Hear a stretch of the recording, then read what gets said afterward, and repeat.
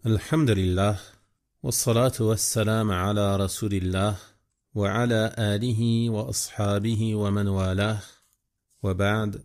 Chers frères et sœurs, nous commençons ce soir la lecture et l'étude de 21 hadiths de notre prophète Muhammad sallallahu alayhi wa sallam concernant deux sujets importants de notre religion qui sont al-aqidatu wal-ittiba', la croyance et le suivi. Ces hadiths ont été réunis par l'éminent cheikh, l'imam, le grand savant, Rabi' ibn Hadi Umayr al-Madkhali, hafidhahullah ta'ala, dans une courte épître intitulée Mudhakkiratul Hadith an-Nabawi fil Aqidati wal-Ittiba'. Et c'est une épître qu'il a écrite afin qu'elle soit étudiée dans certains séminaires. Et il a fait un commentaire de ces hadiths qui se trouvent dans cet ouvrage. Et durant nos cours, nous n'allons pas lire le commentaire dans son intégralité, mais nous verrons seulement les hadiths et un résumé des bénéfices mentionnés par le cheikh, qu'Allah le préserve, dans son explication. Mais avant de commencer, il est nécessaire pour nous de comprendre le sens de ces deux termes, al-aqida, la croyance, et al-ittiba', le suivi.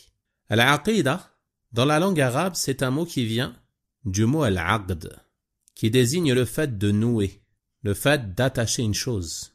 Et lorsqu'on dit « i'taqadtu kada », je crois en telle chose, cela signifie « j'ai noué mon cœur à cette chose, j'y ai attaché mon cœur ». Donc la croyance, c'est une œuvre du cœur, qui est que le cœur a foi en une chose et y adhère. Et d'un point de vue religieux, les gens de science ont dit qu'elle désigne, de manière générale, les 6 piliers de la foi. La foi en Allah, en ses anges, en ses livres, en ses messagers, au jour dernier et au destin, qu'il soit bon ou mauvais. C'est cela qui est visé par al-aqida. Quant au mot al-ittiba', que l'on a traduit par le suivi, les savants ont dit qu'il désigne le fait de suivre les traditions du messager sallallahu alayhi wa sallam qui sont rapportés de lui de manière authentique, de s'y soumettre et d'accepter l'ordre du prophète sallallahu alayhi wa sallam. Ils ont aussi dit que l'ittiba' désigne le suivi du droit chemin, as-sirat al-mustaqim, et le fait de s'attacher aux preuves légitimes, c'est-à-dire les preuves du Coran et de la Sunna, et de se cramponner à la Sunna du messager d'Allah sallallahu alayhi wa sallam, et tout ce qui est rapporté authentiquement de lui, en s'y soumettant et en l'acceptant sans s'y opposer, ni sans aucune hésitation. C'est cela qui est visé par le suivi, al-ittiba'. Donc le cheikh, rahimahullah ta'ala, dans cette courte épître, il a réuni 21 hadiths sur ces deux sujets.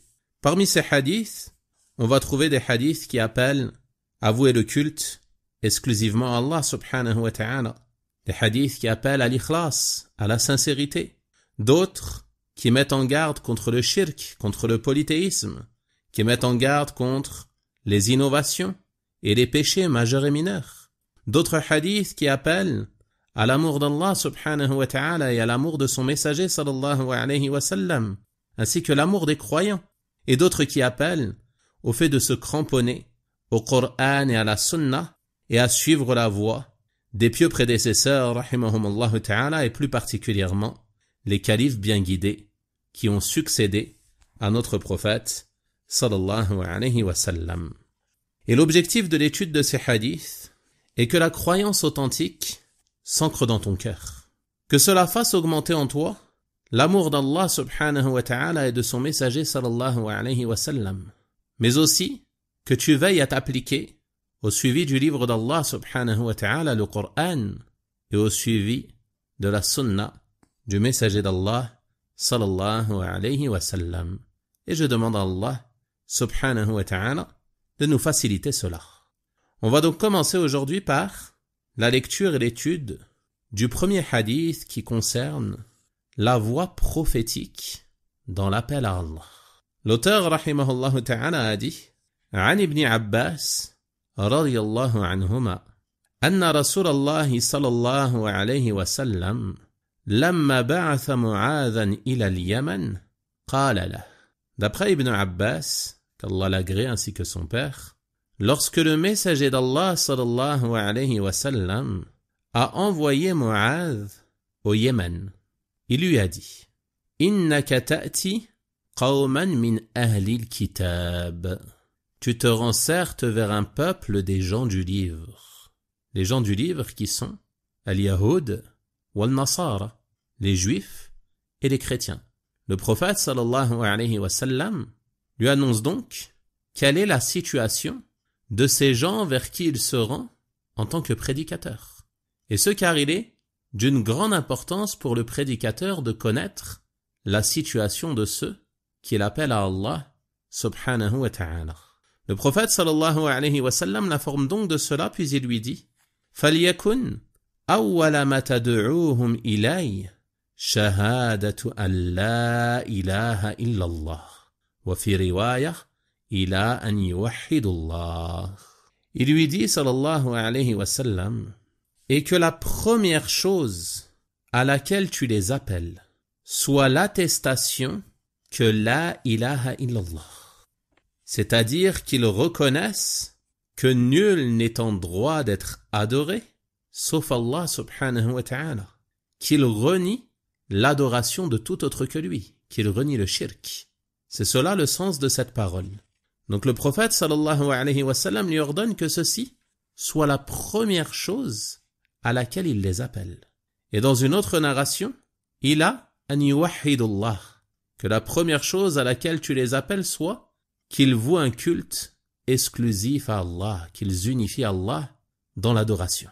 Et on voit dans ce hadith une preuve que le mot at-tawhid est un terme religieux qui est venu dans les textes. Et ce n'est pas un terme innové comme le prétendent certaines personnes parmi les gens de l'innovation et les gens déviants.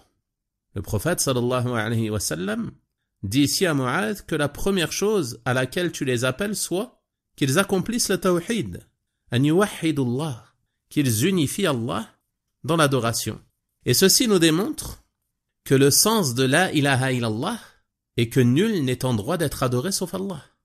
Et ce n'est pas, comme le pensent nombre de gens, qu'il n'y a pas de créateur autre qu'Allah ou autre parole semblable. Mais la ilah signifie il n'y a pas de Dieu, c'est-à-dire il n'y a pas de Dieu véritable, il n'y a pas de Dieu en droit d'être adoré. Illallah, sauf Allah. Seul Allah est en droit d'être adoré, subhanahu wa ta'ala. Donc ceci est la première chose à laquelle il a ordonné Mu'adh radiyallahu anhu d'appeler les gens. Ensuite il lui dit: فَإِنْهُمْ أَطَاعُوكَ لِذَلِكَ.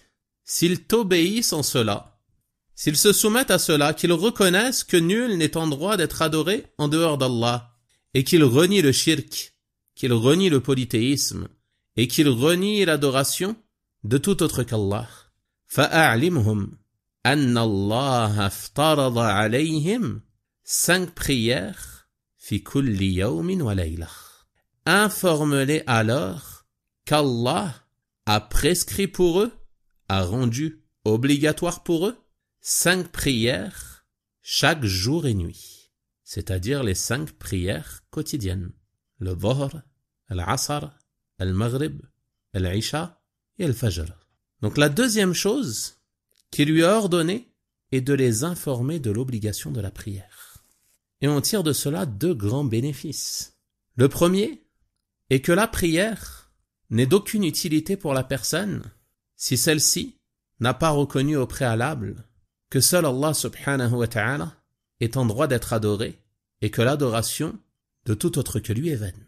Celui qui n'atteste pas que la ilaha illallah, qui n'a pas attesté de cette parole, qui n'a pas compris son sens et ne l'a pas mise en pratique, même s'il prie jour et nuit, ses prières ne lui seront d'aucun profit. Et il est inutile d'appeler une personne à l'accomplissement de la prière si celle-ci n'a pas compris la base de la religion, qui est le tawhid et l'attestation de foi. Ashhadu an la ilaha illallah wa ashhadu anna Muhammadan Rasulullah. C'est cela la première chose à laquelle les gens doivent être appelés, car c'est la base et le fondement de la religion.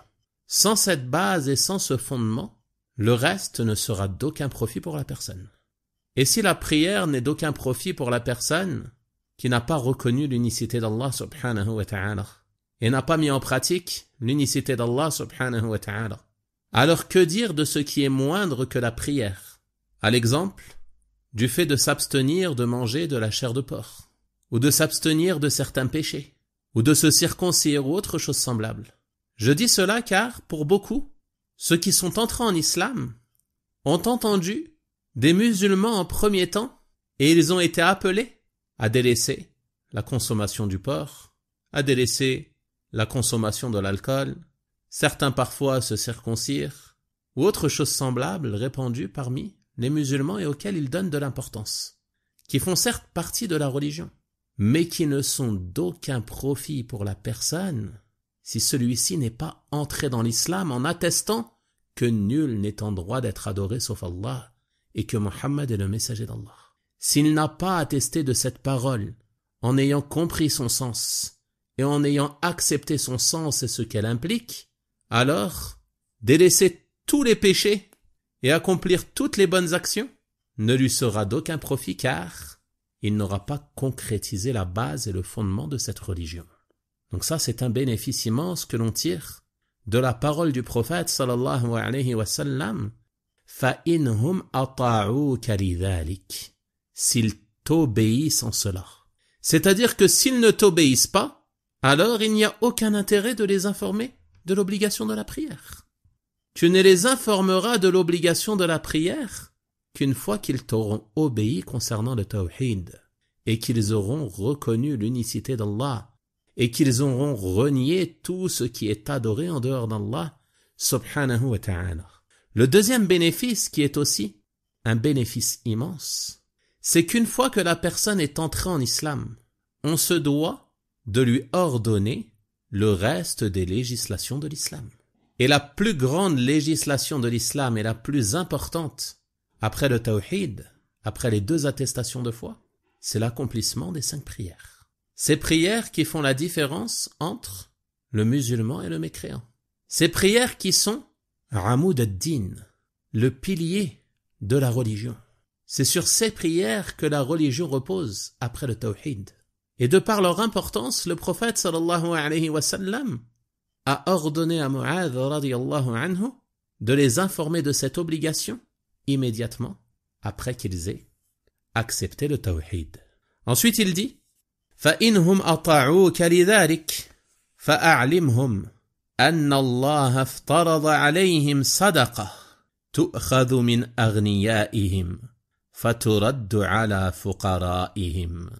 S'ils t'obéissent en cela, c'est-à-dire qu'ils accomplissent leurs 5 prières, informe-les alors qu'Allah a prescrit pour eux, qu'Allah a rendu obligatoire pour eux, une sadaqa.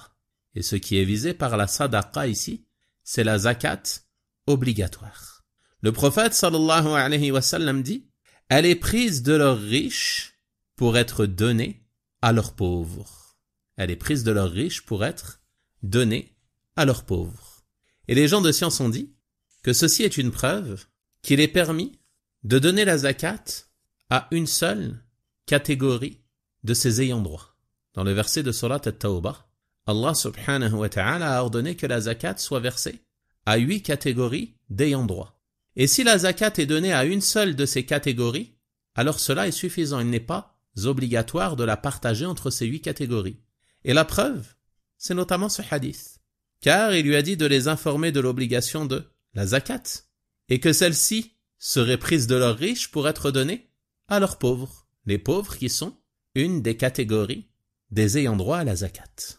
Ensuite, il lui dit فَإِنْهُمْ أَطَاعُوكَ لِذَلِكَ s'ils t'obéissent en cela, s'ils versent leur zakat obligatoire, فَإِيَّاكَ وَكَرَائِمَ أَمْوَالِهِمْ alors prends garde à ne pas prendre كَرَائِمَ أَمْوَالِهِمْ. Ce qui est visé par كَرَائِمَ أَمْوَالِهِمْ, ce sont leurs biens les plus précieux et ceux qui ont le plus de valeur. C'est-à-dire qu'au moment de récupérer la zakat, il veillera à ne pas prendre les biens qui sont les plus chers et les plus précieux, afin de ne pas leur nuire. Ensuite, il termine cette recommandation par une exhortation immense. Et il lui dit « Wattaqi da'watal mazloum » et prends garde à l'invocation de l'opprimé, celui qui subit une injustice. Prends garde à son invocation. Pourquoi? Le prophète sallallahu alayhi wa sallam nous dit فَإِنَّهُ لَيْسَ بَيْنَهَا وَبَيْنَ اللَّهِ حِجَابٌ car il n'y a pas de voile entre elle et Allah. C'est-à-dire que l'invocation de l'opprimé est exaucée. Donc prends garde à l'injustice. Ne sois pas injuste envers les gens. Prends garde à ne pas leur causer de tort, que ce soit dans leur bien, dans leur personne ou dans leur honneur. Car si tu es injuste, en plus de supporter le péché de ton injustice, alors tu risques de te mettre dans une situation où cette personne opprimée invoquera contre toi. Et entre cette invocation et Allah, il n'y a aucun voile. Elle est acceptée. Donc prends garde à cela. Fais preuve de justice et d'équité. Et veille à ne léser personne parmi les gens, qu'ils soient musulmans ou mécréants. Ceci est donc la recommandation du prophète sallallahu alayhi wa sallam à Mu'adh ibn Jabal radiyallahu anhu lorsqu'il l'a envoyé en tant que prédicateur et gouverneur vers les gens du Yémen. Et ce hadith est rapporté dans les deux recueils authentiques d'Al-Bukhari et Muslim, rahimahumallahu ta'ala, ainsi que dans d'autres recueils de hadith. Donc comme vous l'avez entendu, ce hadith est rapporté par Abdullah ibn Abbas, radiyallahu anhuma, qui est donc le fils de Abbas, qui est l'oncle paternel du messager d'Allah sallallahu alayhi wa sallam, Abbas ibn Abd al-Muttalib. Abdullah ibn Abbas était donc le cousin du messager d'Allah sallallahu alayhi wa sallam. Et il a été qualifié comme étant un océan de science, en raison de sa science abondante. Et il est l'un de ceux qui ont rapporté beaucoup de hadiths du prophète sallallahu alayhi wa sallam parmi les compagnons, radiyallahu anhum. Et il est également l'un des abadila, qui font partie des savants des compagnons, radiyallahu anhum.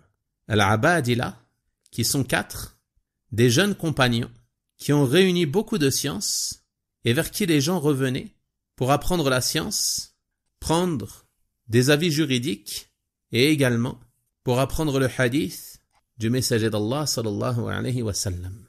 Et ce en raison du fait qu'ils ont vécu longtemps après les autres compagnons radiyallahu anhum. Et al-abadila, ils ont été appelés ainsi car ils se prénomment tous Abdullah. Donc il y a parmi eux Abdullah ibn Abbas, Abdullah ibn Umar, Abdullah ibn Amr ibn al-As et Abdullah ibn Zubayr radiyallahu anhum. Et Abdullah ibn Abbas est mort en l'an 68 de l'Hégire radiyallahu ta'ala anhu. Donc on a dit que ce hadith nous expose la voie prophétique dans l'appel à Allah subhanahu wa ta'ala. Car comme vous l'avez entendu, le prophète sallallahu alayhi wa sallam a mentionné à Mu'adh les différentes étapes à suivre lorsque l'on appelle à cette religion. Et il est obligatoire pour le musulman qui souhaite emprunter ce chemin de suivre la voie du prophète sallallahu alayhi wa sallam en cela, en commençant par appeler à la chose la plus importante de notre religion, qui est le tawhid, et le fait de vouer un culte exclusif à Allah subhanahu wa ta'ala. De même que de mettre en garde contre le shirk, contre le polythéisme, majeur ou mineur. Ceci est la base et le fondement de la religion, et c'est la chose la plus importante. Et ceci a lieu en appelant les gens aux 2 attestations de foi. Ashhadu an la ilaha illallah wa ashhadu anna Muhammadan Rasulullah. La première attestation, Ashhadu an la ilaha illallah, on a dit qu'elle consistait à reconnaître que nul n'est en droit d'être adoré en dehors d'Allah, que l'adoration est un droit exclusif d'Allah, que tout ce qui est adoré en dehors d'Allah est faux et doit être renié, et qu'adorer autre qu'Allah subhanahu wa ta'ala relève du polythéisme, du shirk, qui est le péché le plus grave en islam, qu'Allah ne pardonne pas à celui qui meurt sur celui-ci sans être repenti. Donc l'adoration est un droit exclusif d'Allah subhanahu wa ta'ala et nul n'est en droit d'être adoré en dehors de lui. Pas même un ange comme Jibril alayhi salam, ni même un prophète comme Mohammed sallallahu alayhi wa sallam, ni un homme vertueux, ni un saint, ni un wali, ni un sidi, ni une pierre, ni un arbre, ni autre que cela parmi les créatures. Seul Allah subhanahu wa ta'ala est en droit d'être adoré. Seul Allah subhanahu wa ta'ala est en droit d'être invoqué. C'est d'Allah seul que l'on implore l'aide et le secours. C'est en lui seul que l'on place notre confiance. C'est en lui seul que l'on a espoir. Et c'est lui seul que l'on craint, subhanahu wa ta'ala. L'adoration tout entière est un droit exclusif d'Allah subhanahu wa ta'ala. Et quiconque voue une adoration, quelle qu'elle soit, à autre qu'Allah subhanahu wa ta'ala, alors il est certes tombé dans le polythéisme majeur qui le fait sortir de la religion de l'islam. Et s'il meurt dans cette situation, alors le paradis lui sera interdit et sa demeure et sa destination sera le feu de l'enfer, et on demande à Allah subhanahu wa ta'ala de nous en préserver. La preuve à ce sujet est la parole d'Allah subhanahu wa ta'ala: Innahu man yushrik billah faqad harrama Allahu alayhi al-jannah wa ma'wahu an-nar wa ma lidh-dhalimin min ansar. Certes, quiconque donne des associés à Allah, un quelconque associé, qui qu'il soit, en lui vouant une quelconque adoration, quelle qu'elle soit, alors Allah lui rend le paradis interdit. Le paradis est haram pour lui. Il n'aura pas le droit d'y entrer. Sa destination, son refuge sera l'enfer. Et pour les injustes, il n'y aura point de secoureur.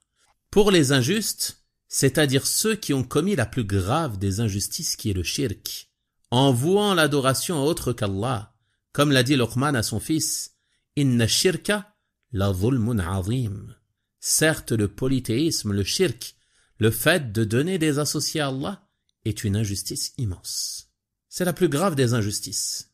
Car l'injustice, c'est quoi? C'est de mettre une chose à une place qui n'est pas la sienne. Et le mushrik, qu'est-ce qu'il fait? Il met l'adoration à une place qui n'est pas la sienne. Il la voue à autre qu'Allah. Il voue l'adoration à une créature qui n'est pas digne d'être adorée. Et il commet en cela la plus grave des injustices, wal'iyadhu billah. Donc cela est ce qui est impliqué par l'attestation de foi, ashhadu an la ilaha illallah. Il est important de comprendre que cette parole, ce ne sont pas seulement des mots que tu prononces avec ta langue. Cette parole, elle a un sens que tu dois apprendre. Cette parole, elle exige de toi des actes que tu dois mettre en pratique. Et c'est pour cela que les gens de science ont mentionné qu'il est obligatoire pour la personne de remplir les conditions de cette parole. Et les gens de science ont mentionné que les conditions de la ilaha illallah sont au nombre de 7. La première est la science, qui s'oppose à l'ignorance, c'est-à-dire que tu apprennes le sens de cette parole. Tu ne dis pas la ilaha illallah sans savoir qu'est-ce que signifie cette parole. Et combien sont ceux, malheureusement aujourd'hui, si tu les interroges sur le sens de cette parole qui est la base et le premier pilier de notre religion, ils seront incapables de t'en expliquer le sens. Et d'autres disent ces mots sans savoir qu'est-ce que signifie al-ilah. La ilah. Il n'y a pas de ilah. Que signifie le mot ilah? Le mot ilah, on peut le traduire en français par le mot Dieu, c'est-à-dire un être adoré. Il n'y a pas d'être adoré, c'est-à-dire il n'y a pas d'être en droit d'être adoré. Illallah, sauf Allah. Allah seul est en droit d'être adoré. Donc ceci est la première condition, que tu connaisses le sens de cette parole. La deuxième condition, c'est al-yaqin, la certitude qui s'oppose au doute. Tu ne dois pas avoir de doute à ce sujet. Tu dois avoir la certitude que seul Allah est en droit d'être adoré. Et tu dois renier avec certitude l'adoration de tout autre qu'Allah subhanahu wa ta'ala. La troisième condition est al-qaboul, l'acceptation, qui s'oppose au rejet. C'est-à-dire que tu acceptes cette parole et tu acceptes tout ce qu'implique cette parole. La quatrième condition, c'est al-inqiyad, la soumission, qui s'oppose au délaissement. C'est-à-dire que tu te soumets à ce qu'implique cette parole. Tu ne délaisses pas sa mise en pratique. Car il y a des gens qui savent le sens de cette parole, qui en ont la certitude, qui acceptent son sens, mais qui ne s'y soumettent pas. Ils ont donc manqué à cette condition. La cinquième condition est l'ikhlas, la sincérité, qui s'oppose au shirk. C'est-à-dire que celui qui prononce cette parole, cela exige de lui qu'il voue le culte exclusivement à Allah, et qu'il n'adore nul autre qu'Allah. Donc celui qui dit la ilaha illallah, puis qui ensuite se rend auprès du mausolée de tel ou tel wali, ou de Sidi un tel ou je ne sais qui, puis qu'il l'invoque en dehors d'Allah, en disant « Ya Sidi Intel, accorde-moi des enfants, Ya Sidi Intel, guéris-moi de ma maladie » ou je ne sais quoi. Celui-ci n'a pas voué le culte exclusivement à Allah. Il n'a pas rempli cette condition, la condition de l'ikhlas. Par conséquent, le fait d'attester que la ilaha illallah ne lui est d'aucun profit. Pourquoi? Car il s'oppose au sens même de la ilaha illallah. Il dit « Nul n'est en droit d'être adoré sauf Allah » puis il voue l'adoration à autre qu'Allah. La sixième condition, c'est sidq, la véracité, qui s'oppose au mensonge. On comprend donc par cela que les hypocrites, ceux qui montrent l'islam en apparence, et cachent au fond de leur cœur la mécréance, lorsqu'ils disent la ilaha illallah, ils ne sont pas véridiques, car ils mécroient au fond d'eux-mêmes. Donc cette parole, elle ne leur est d'aucun profit, wallahu al-musta'an. Enfin, la septième condition, c'est al-mahabba, qui s'oppose à al-burd, à la haine, à l'animosité. Et ce qui est visé par cela, c'est que tu aimes cette parole, que tu aimes ce qu'implique cette parole comme action et législation, et que tu aimes les adeptes de cette parole, c'est-à-dire les adeptes du tawhid, que tu aimes les gens de l'islam, que tu aimes les monothéistes. Ceci est exigé de toi lorsque tu dis « Ashhadu an la ilaha illallah ». Tu dois t'allier et désavouer en fonction de cette parole. Ceci est ce qui est impliqué par ton attestation que nul n'est en droit d'être adoré en dehors d'Allah. Et la deuxième partie de l'attestation est « Ashhadu anna Muhammadan Rasulullah ». Et de la même manière, il est nécessaire de connaître le sens de cette parole. J'atteste que Muhammad est le messager d'Allah. Qu'est-ce que cela signifie? Cela signifie que je reconnais sa prophétie et que je vais œuvrer en fonction de cela. Ce n'est pas simplement des mots que tu prononces avec ta langue sans y croire ou sans œuvrer en conséquence.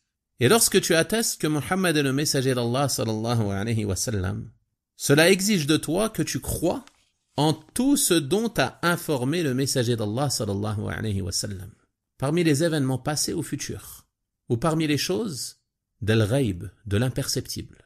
Tout ce dont le prophète sallallahu alayhi wa sallam a informé, tu te dois d'y croire avec certitude, car il ne prononce rien sous l'effet de la passion. Ce n'est que la révélation de la part d'Allah qui lui est inspirée. Et ceci est la première chose qui est impliquée par ton attestation qu'il est le messager d'Allah. La deuxième chose est que tu lui obéisses dans ce qu'il a ordonné. Si tu attestes qu'il est le messager d'Allah, qu'il est venu transmettre le message de la part d'Allah, lorsqu'il ordonne une chose, tu te dois de lui obéir. Comment peux-tu dire qu'il est le messager d'Allah, qu'il est venu transmettre le message de la part d'Allah, puis ensuite il t'ordonne une chose, et tu ne te soumets pas à cet ordre? Ceci relève d'un manquement dans ton attestation qu'il est le messager d'Allah. La troisième chose est que tu t'écartes de tout ce qu'il a interdit et réprimé. Comme pour le point précédent. Il est le messager d'Allah. Il transmet le message de la part d'Allah subhanahu wa ta'ala. Tu crois avec certitude en cela. Donc s'il t'interdit une chose, cette chose, il t'incombe de la délaisser. Et enfin, la quatrième chose qui est d'une grande importance, c'est que tu n'adores Allah que de la manière dont l'a légiféré le messager d'Allah sallallahu alayhi wa sallam. C'est-à-dire que tu t'écartes de toutes les innovations et les choses nouvelles en religion. C'est lui le messager d'Allah, c'est lui qui est venu transmettre le message de la part d'Allah. C'est lui qui est venu enseigner aux gens comment adorer Allah. Donc si tu souhaites accomplir une adoration, tu dois l'accomplir comme lui l'a enseigné, et non pas en suivant tes passions, en suivant des choses innovées. Comme le prophète sallallahu alayhi wa sallam a enseigné cette adoration, c'est ainsi que tu te dois de l'accomplir. Et si un acte n'a pas été ordonné par le messager d'Allah sallallahu alayhi wa sallam, qu'il ne l'a pas légiféré, alors cet acte, dans le domaine de l'adoration, est à délaisser. Man amila amalan laysa alayhi amruna fahuwa radd. Celui qui accomplit une œuvre que nous n'avons pas ordonnée, qui ne fait pas partie de notre ordre, qui ne fait pas partie de notre religion, de la religion du messager sallallahu alayhi wa sallam, alors celui-ci est rejeté. Donc on comprend à travers cela que l'innovateur qui pense se rapprocher d'Allah subhanahu wa ta'ala par les innovations et les choses nouvelles en religion, lorsqu'il commet ces innovations, ceci relève d'un manquement dans sa concrétisation de l'attestation que Muhammad est le messager d'Allah. Car s'il avait concrétisé cette parole, alors il aurait délaissé les innovations et se serait contenté de suivre strictement la sunna et ce qu'a légiféré le messager d'Allah sallallahu alayhi wa sallam. Ceci est donc le premier pilier de notre religion. Tout musulman doit faire des grands efforts pour connaître le sens de ces deux attestations de foi, apprendre leur sens authentique et œuvrer selon ce que ces deux attestations de foi impliquent. Après cela, on se doit de donner de l'importance aux autres législations de notre religion, à commencer par la prière et la zakat comme l'a ordonné le messager d'Allah sallallahu alayhi wa sallam dans ce hadith. Donc en résumé, on tire comme bénéfice de ce premier hadith. Premièrement, que le tawhid est la base de l'islam et son fondement. Et que sans tawhid, il n'y a pas de religion. Le tawhid est la première de nos obligations. La première chose par laquelle le prophète sallallahu alayhi wa sallam a ordonné de commencer dans l'appel à Allah. Le tawhid, c'est le premier ordre d'Allah subhanahu wa ta'ala qui vient dans le Coran, dans l'ordre du Mus'haf. Ya ayyuhan nas, u'budu rabbakum. Ô vous les gens, adorez votre Seigneur, c'est-à-dire vouez un culte exclusif à votre Seigneur et n'adorez nul autre que lui. Le tawhid, c'est la première chose à laquelle nous devons appeler et c'est l'appel de tous les messagers. وَلَقَدْ بَعَثْنَا فِي كُلِّ أُمَّةٍ رَسُولًا أَنِ اعْبُدُوا اللَّهَ وَاجْتَنِبُوا الطَّاغُوتِ. Nous avons envoyé un messager dans chaque communauté pour leur dire adorez Allah et écartez-vous du tarout, écartez-vous de tout ce qui est adoré en dehors d'Allah. Le tawhid, c'est la raison pour laquelle Allah subhanahu wa ta'ala a créé les djinns et les hommes. وَمَا خَلَقْتُ الْجِنَّ وَالْإِنسَ إِلَّا لِيَعْبُدُونَ. Je n'ai créé les djinns et les hommes que pour qu'ils m'adorent, c'est-à-dire que pour qu'ils me vouent un culte exclusif dans l'adoration, qu'ils adorent Allah et qu'ils n'adorent nul autre qu'Allah. Donc le tawhid est d'une grande importance. Et c'est la première chose également à laquelle on commence dans l'enseignement, que ce soit en termes d'enseignement religieux, dans la prédication, ou même en termes d'enseignement religieux concernant les parents à leurs enfants. Et méditer sur la recommandation de Luqman à son fils. Par quoi a-t-il commencé? Par lui interdire le shirk. Ya bunay, la tushrik billah. Inna shirka la dhulmun azim. Ô mon fils, ne donne pas d'associé à Allah, car certes le shirk est une injustice immense. La première chose par laquelle il a commencé lorsqu'il a adressé ses recommandations précieuses à son fils est de l'appeler au tawhid et de lui interdire le shirk. Donc le tawhid, c'est la base de l'islam et la base de la religion. Et il n'y a pas d'islam pour celui qui ne concrétise pas le tawhid. Et nul intérêt d'ordonner à une personne la prière, la zakat, le jeûne ou autre parmi les législations de l'islam si celle-ci n'a pas accepté le tawhid et n'a pas attesté que la ilaha illallah et que Muhammad est le messager d'Allah. Le deuxième bénéfice que l'on tire de ce hadith, c'est que le pilier le plus important de l'islam, après les deux attestations de foi, c'est l'accomplissement de la prière. Cette prière qui est, comme on a dit, Amoud ad-Din, le pilier de la religion. Cette prière au sujet de laquelle le prophète sallallahu alayhi wa sallam a dit « Celui qui la délaisse a certes mécru ». Cette prière qui est la première chose au sujet de laquelle le serviteur sera interrogé au jour de la résurrection. Elle est donc d'une grande importance dans notre religion. Et elle fait partie des choses auxquelles le musulman doit donner le plus d'importance en ce qui concerne les adorations. Le troisième bénéfice que l'on tire de ce hadith est que le pilier le plus important et le plus obligatoire parmi les piliers de l'islam, après les deux attestations de foi et la prière, c'est la zakat. La zakat obligatoire, qui est le troisième pilier de notre religion, et qui a souvent été ordonnée dans le Coran avec la prière. Wa aqimus salah wa atuz zakah. On retrouve cet ordre dans de nombreux versets dans le Coran. Accomplissez la prière et acquittez-vous de la zakat. Cette zakat qui est pour beaucoup aujourd'hui ignorée et dont beaucoup de gens ne connaissent aucune règle, en ignorent son sens et ne cherchent pas à s'instruire à ce sujet. Il est musulman, il voue le culte exclusivement à Allah, il est assidu à ses prières, mais il a de l'argent et ne se pose pas de questions sur la zakat. Il se peut que des années passent sans qu'il ne se soucie de cela et sans qu'il ne verse sa zakat obligatoire, Allahul Musta'an. Donc ceci est le troisième pilier de notre religion, on se doit d'y donner de l'importance, d'apprendre ses règles afin de s'en acquitter comme il se doit. Le quatrième bénéfice parmi les bénéfices que l'on tire de ce hadith est la mise en garde contre l'injustice. On a vu que le prophète sallallahu alayhi wa sallam a recommandé à Mu'adh radiyallahu anhu de craindre l'invocation de l'opprimé. Et ceci fait allusion à la mise en garde contre l'injustice. Ne sois pas injuste envers les gens. Et prends garde, si tu es injuste, alors ils risquent d'invoquer contre toi et leurs invocations seront exaucées par Allah subhanahu wa ta'ala. Donc le musulman, il doit toujours veiller à être juste. Et la justice, elle est valable envers toute personne, pas seulement envers les musulmans, pas seulement envers les gens que tu aimes. Tu dois être juste envers les gens que tu aimes et envers les gens que tu détestes, dans tes paroles et dans tes actes.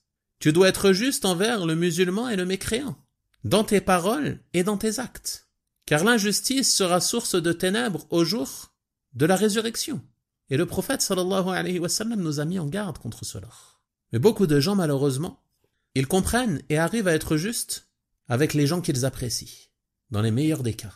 Mais une fois qu'ils détestent une personne, ou qu'ils sont en conflit avec une personne, alors ils oublient toute justice.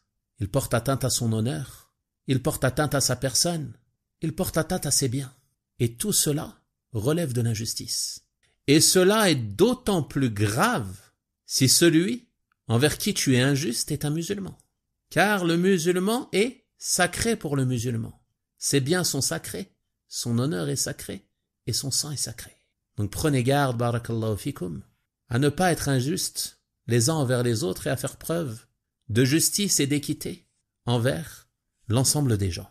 Également parmi les bénéfices que l'on tire de ce hadith, qui est un hadith lié à la aqidah, à la croyance, c'est l'acceptation de l'information d'une personne intègre et d'œuvrer en fonction de cela.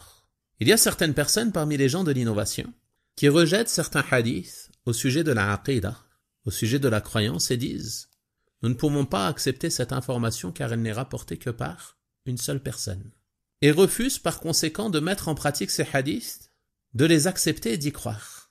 Et dans ce hadith que l'on vient de lire aujourd'hui, il y a la réfutation de cette règle déviante et erronée. Combien de personnes le prophète sallallahu alayhi wa sallam a envoyé vers le Yémen? Il a envoyé Mu'adh radiyallahu anhu. Il a envoyé Mu'adh radiyallahu anhu en tant que prédicateur.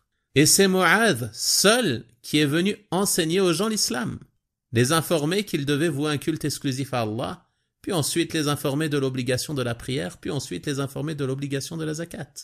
Et les gens du Yémen sont entrés en islam. Ceci est donc une preuve que l'on accepte, que ce soit dans le domaine de la aqidah, de la croyance, ou les autres domaines de la religion, l'information, même si elle ne nous vient que d'une seule personne, à partir du moment où cette personne est intègre, qu'elle est digne de confiance. Et il n'est pas nécessaire que l'information soit rapportée par un grand nombre de personnes. Enfin, le dernier bénéfice qui concerne l'appel à Allah subhanahu wa ta'ala, c'est qu'il convient à celui qui appelle à cette religion de commencer par les choses les plus importantes, que ce soit dans ce que tu ordonnes ou dans ce que tu interdis. N'ordonne pas à une personne certaines choses de cette religion si celle-ci n'a pas attesté que la ilaha illallah. Ne lui ordonne pas de jeûner le mois de Ramadan alors qu'elle n'a pas prononcé la double attestation de foi, qu'elle n'a pas compris cette attestation et qu'elle ne l'a pas acceptée. Ce jeûne ne lui sera d'aucune utilité. Également, n'interdit pas aux gens des choses qui, même si elles sont interdites dans notre religion, ne font pas partie de ses fondements, comme la consommation d'alcool, la consommation de chair de porc et ainsi de suite, si celles-ci ne sont pas entrées en islam. Délaisser ces choses-là ne leur sera d'aucun intérêt tant qu'ils ne sont pas musulmans, tant qu'ils ne sont pas muwahhidin, qu'ils ne vaut pas un culte exclusif à Allah et qu'ils n'ont pas renié l'adoration de tout autre qu'Allah et qu'ils n'ont pas reconnu la prophétie et le message de Muhammad sallallahu alayhi wa sallam. Tu dois toujours commencer par les choses les plus importantes. Et même lorsque tu t'adresses à des musulmans, beaucoup de nos frères et sœurs, en raison d'une grande ferveur et de l'amour du bien, ils vont donner de l'importance à des choses qui, bien qu'elles font partie de la religion, ne font pas partie des priorités dans l'appel à Allah. Ils vont donc sans cesse réprimander les gens au sujet de choses qui ne sont pas fondamentales, au détriment des fondements de la religion qui sont bien souvent ignorés. Si des gens dans ton entourage commettent certaines formes de shirk asghar, de polythéisme mineur, commence par leur interdire cela avant de leur interdire des choses qui sont de moindre gravité. Si des personnes dans ton entourage ont des manquements dans l'accomplissement de la prière, commence par leur ordonner l'accomplissement de la prière avant de leur interdire certains péchés qui font partie des péchés mineurs. Concentre-toi sur les bases et sur la priorité et avance étape par étape comme l'a ordonné notre prophète Muhammad sallallahu alayhi wa sallam dans ce hadith à Mu'adh ibn Jabal radiyallahu anhu. Donc ceci était certains bénéfices que l'on tire de ce hadith immense qui est d'une grande importance et qui est un fondement en ce qui concerne la voie prophétique dans l'appel à Allah subhanahu wa ta'ala. Nous verrons donc dans le cours suivant le deuxième hadith recueilli par l'auteur dans cet ouvrage et qui concerne le mérite du tawhid. Wa sallallahu wa sallama wa baraka ala nabiyyina Muhammad wa ala alihi wa sahabatihi ajma'in walhamdulillahi rabbil alamin wa jazakumullahu khayra.